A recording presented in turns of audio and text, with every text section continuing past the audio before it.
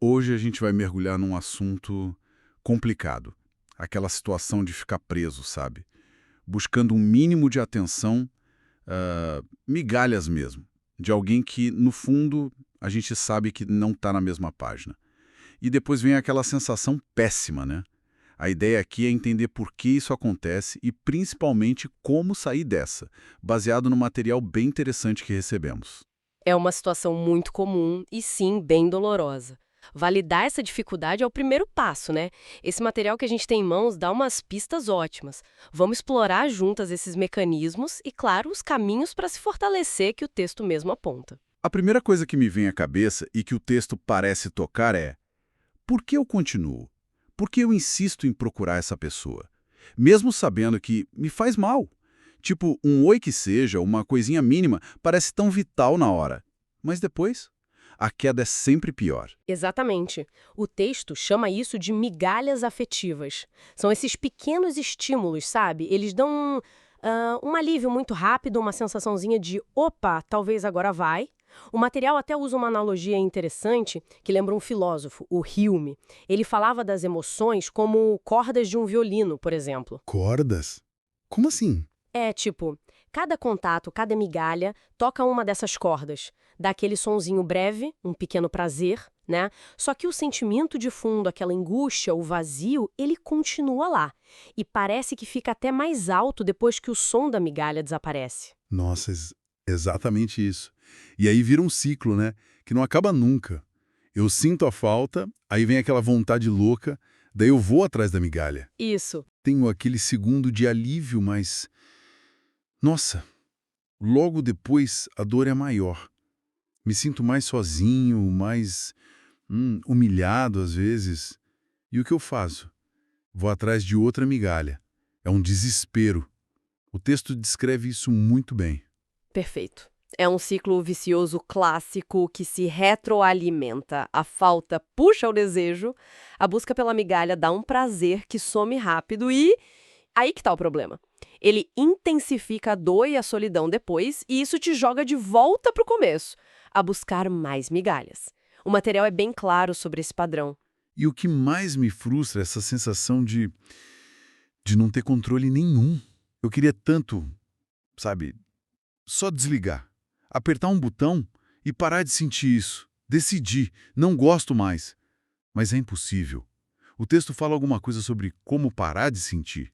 Então, aí que está um ponto crucial que o material aborda. É uma distinção fundamental, olha só. A gente não controla o que a gente sente. Emoção, paixão, essas coisas vêm. São meio que involuntárias, né? Ah, Tentar lutar contra o sentimento em si é uma batalha perdida. E pior, só gera culpa, porque eu ainda sinto isso. A chave, como o texto bem aponta, não é tentar não sentir. tá. Se não é o sentimento, o que eu controlo então? Você controla o que você faz com o que você sente. O seu poder está na ação, no comportamento.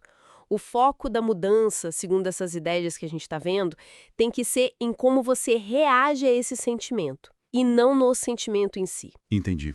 Focar na ação, não na emoção. Ok.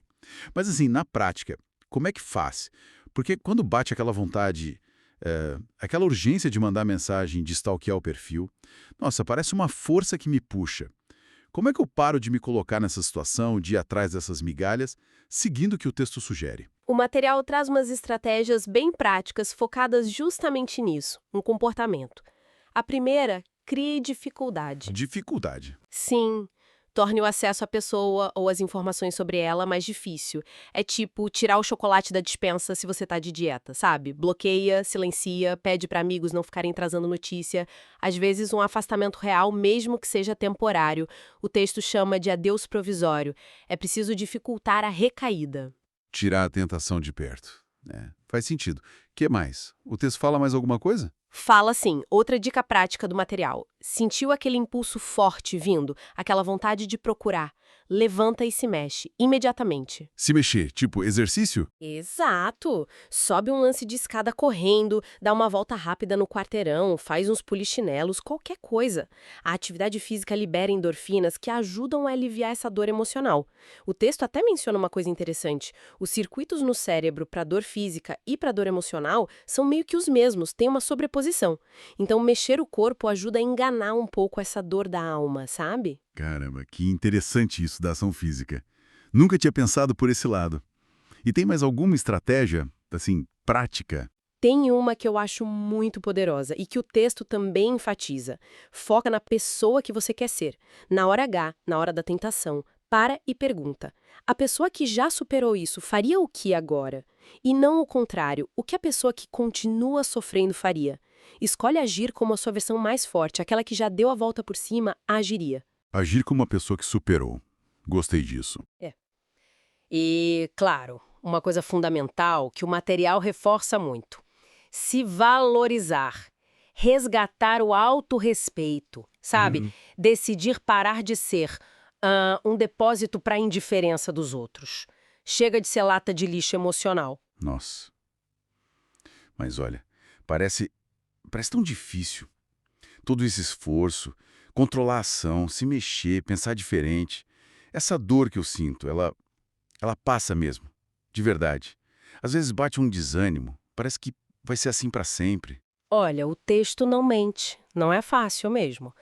Não tem fórmula mágica, exige esforço, sabe? Um esforço consciente, repetido.